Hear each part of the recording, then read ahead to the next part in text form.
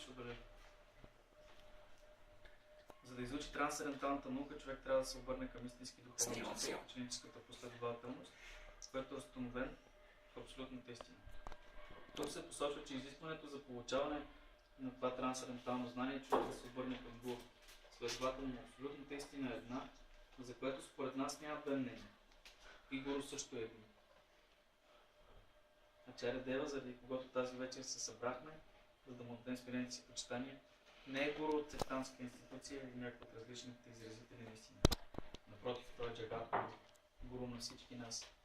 Единствената разлика е, че някои му се подчиняват напълно, а други не му се подчиняват пряко.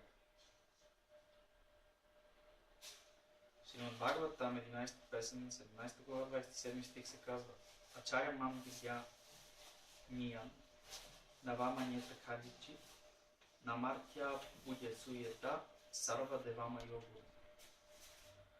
Човек трябва да разбере, че духовният учител е също като мен.